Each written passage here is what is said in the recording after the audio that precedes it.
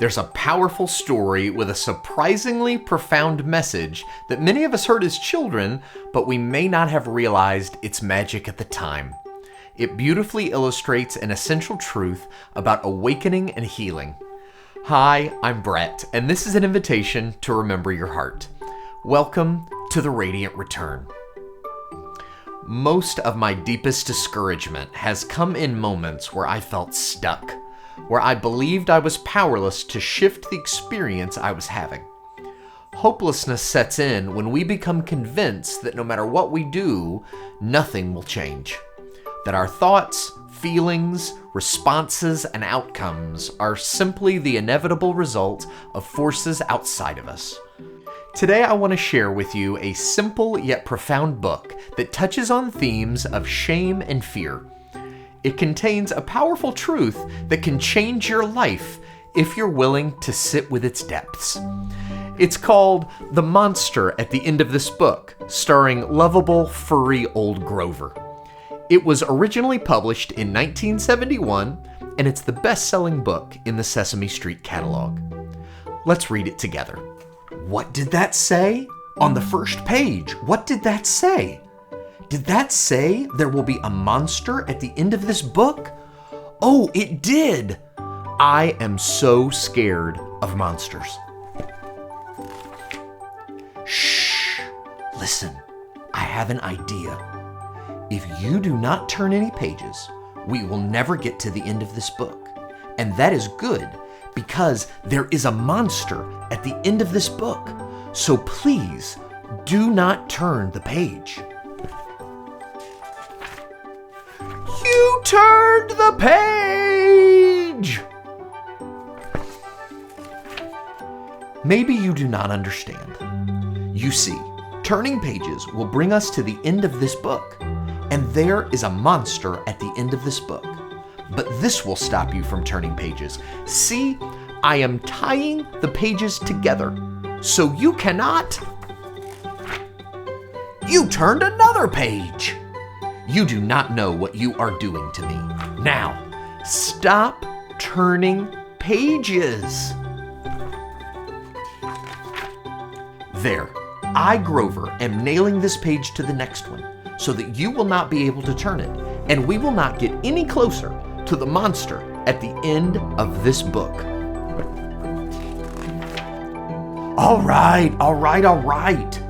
Do you know that every time you turn another page, you not only get us closer to the monster at the end of this book, but you make a terrible mess?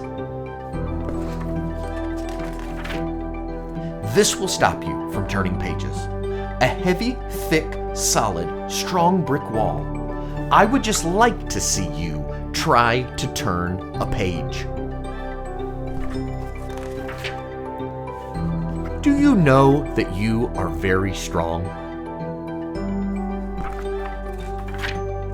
The next page is the end of this book, and there is a monster at the end of this book. Oh, I'm so scared. Please, do not turn the page. Please.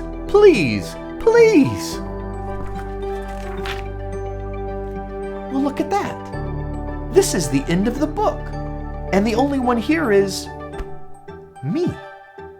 I, lovable, furry old Grover, am the monster at the end of this book. And you were so scared.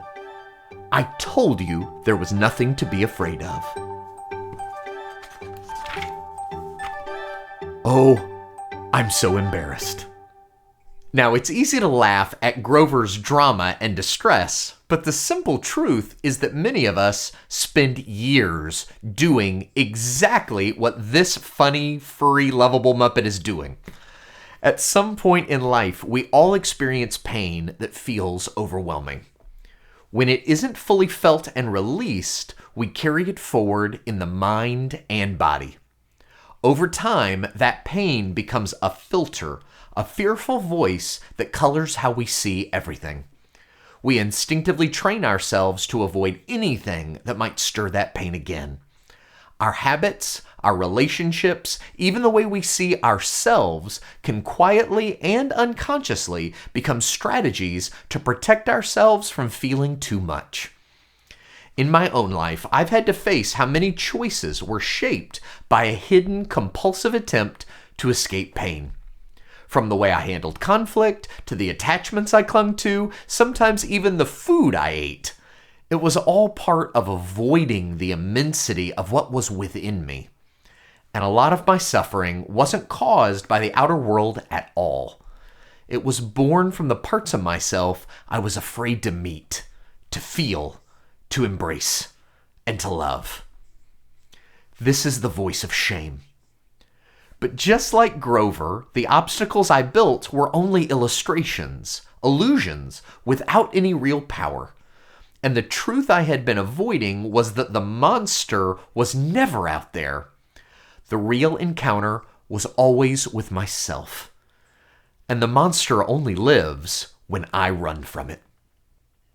All the myths and ancient stories about slaying dragons, or about a beast who is transformed with a kiss, these tales are speaking to the deep journey of coming into intimate, loving embrace with what I fear and repress. And this is where freedom begins. When we stop running from our own depths. When we lovingly honor what we've been avoiding inside. That is the radiant return. To be clear, I'm not saying that the harm others cause should ever be excused, or that we should remain in situations that are damaging.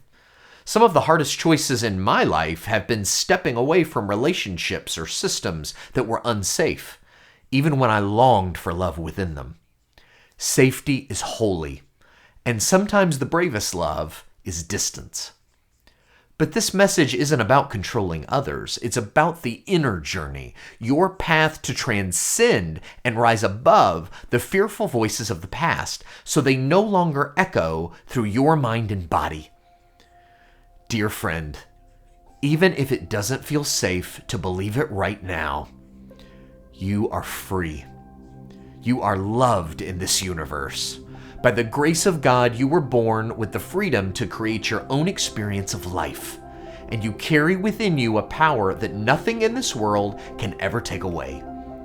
You were created to be loved, loving, and lovable forever.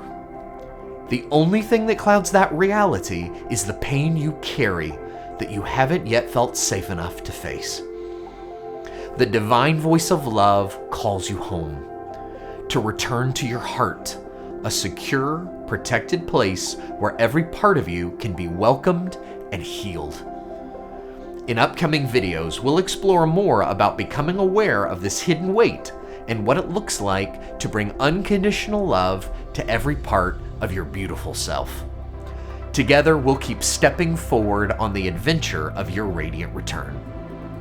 If this video was meaningful to you, I invite you to like, subscribe, and share your thoughts in the comments. May you always know how beloved you are in this life. You are most welcome here.